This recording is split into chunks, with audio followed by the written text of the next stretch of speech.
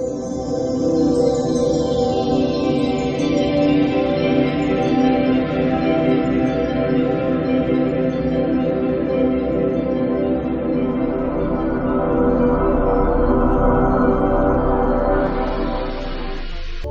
नारायण मित्रों, मैं राहुल ईश्वर स्वागत करता हूं आपका भाग्य मंथन में। आज हम बात करेंगे गोमती चक्र के बारे में।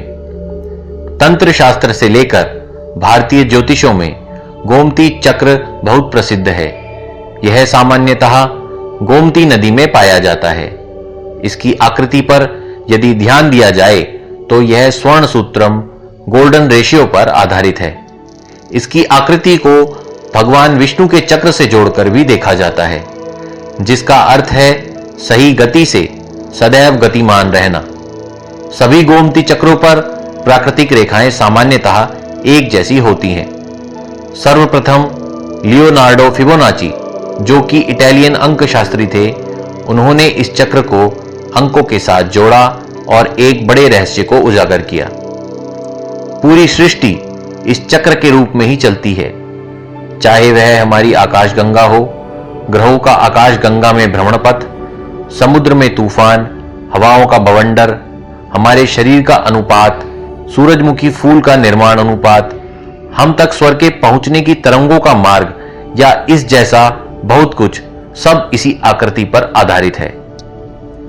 भारतीय संस्कृति में जिन प्रतीकों को देवी देवताओं से जोड़कर उनका पूजन किया जाता है, निश्चित ही उन सबके पीछे बहुत बड़े रहस्य छुपे हुए हैं, जिन्हें हमें सामने लाने का प्रयास करना चाहिए।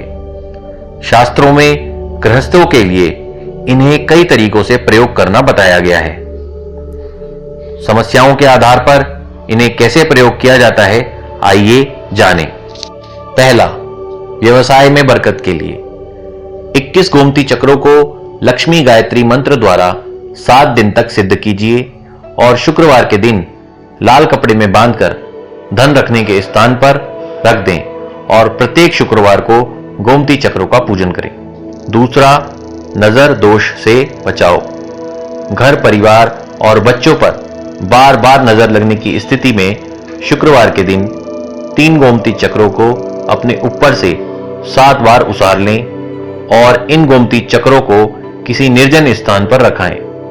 नजर दोष का प्रभाव ज्यादा हो तो इस क्रिया को लगातार 7 शुक्रवार करें। तीसरा, घर का निर्माण करते समय, नया घर बनाते समय चारों दिशाओं में 11-11 गोमती चक्रों को भगवान शिव के गायत्री मंत्र से सिद्ध करके चंदन से तिलक करके वास्तु पूजन के पश्चात भूमि में गाड़ देना चाहिए। ऐसा करने से घर की नकारात्मक शक्तियों से सुरक्षा होती है और भगवान शिव का आशीर्वाद सदैव उस घर पर रहता है। चौथा, ज्यादा डरने वाले बच्चों के लिए, जिन बच्चों को ज्यादा डर लगता है और नींद में एकदम से डर कर उठ जाते हैं, उन्हें एक गोमती चक्र हनुमान गायत्री मंत्र से सिद्ध करके मंगलवार के दिन धारण करवाना चाहिए। इससे बच्चों को अच्छी बुद्धि प्राप्त होगी और बच्चों का भय धीरे धीरे समाप्त हो जाएगा। पांचवा, शनि साढ़े साती में। शनि न्याय के देवता हैं और जब भी किसी जातक की जन्म कुंडली में साढ़े साती लगती है तो कर्मानुसार उस जातक को दुख भोगना पड़ता है। इस समय पर मति भ्रम के चलते बहुत हानियां होती हैं। ऐसा होने पर एक गोमती चक्र ओम नमः शिवाय मंत्र से सिद्ध करके शिवरात्रि के दिन धारण करें। छठा, बीमारी से छुटकारे के लिए, गोमती चक्र सकारात्मक ऊर्जा का प्रतीक है जो हर रूप से शुभ है।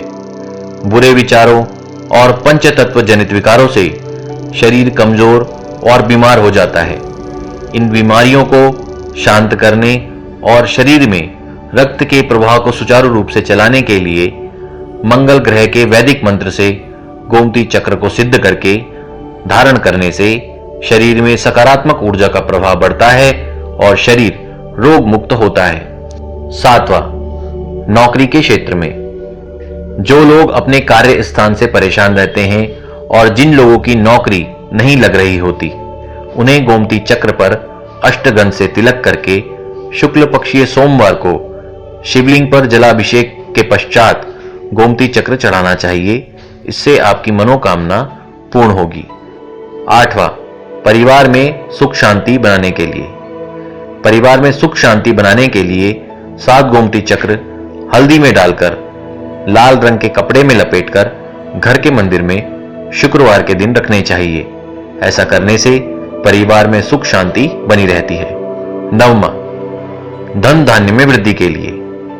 धन धान्य में निरंतर वृद्धि के लिए 6 गोमती चक्र 6 सफेद कौड़ियों के साथ लाल कपड़े में बांधकर घर की पश्चिम दिशा में स्वच्छ स्थान में रखें। ऐसा करने से धन धान्य में निरंतर वृद्धि होती रहेगी। 10वां, गर्भ धारण के लिए। यदि गर्भ धारण में समस्या आ रही हो और गर्भ धारण के पश्चात गिर जाता हो तो 1 गोमती चक्र चांदी में बनाकर शुक्ल पक्षीय बृहस्पतिवार को कमर में धारण करना चाहिए और मां दुर्गा का ध्यान करना चाहिए। ऐसा करने से मां दुर्गा की कृपा प्राप्त होती है और गर्भ नहीं गिरता। 11वां, जादू टोने का शक हो तो। जब भी हमारे परिवार पर कोई विपत्ति आती है तो हमें ऐसा लगता है कि किसी ने कुछ जादू टोना कर दिया है और हम तांत्रिकों और झाड़ा लगाने वालों के चक्कर में पड़ जाते हैं, जो कि बिल्कुल गलत है। कोई भी जादू टोना ईश्वर से बड़ा नहीं होता। लेकिन फिर भी आपका मन शांत ना हो तो 3 गोमती चक्र घर के मुखिया के ऊपर से उसार लें और उसे बहते पानी में बहा दें। नोट: कभी भी गोमती चक्र को प्रयोग करने से पहले इस बात का ध्यान रखना चाहिए कि गोमती चक्र कहीं से टूटा या चटका ना हो। और कई बार प्रयोग के बाद गोमती चक्र कार्य सिद्ध होने के बाद स्वतः ही चटक जाता है। ऐसी स्थिति में गोमती चक्र को जल में प्रवाहित कर देना चाहिए। आज के लिए इतना ही। कल फिर मिलेंगे किसी नई जानकारी के साथ। तब तक के लिए आप सभी से आज्ञा चाहते हैं। आपका जीवन शुभ व मंगलमय हो। नमो नारायण।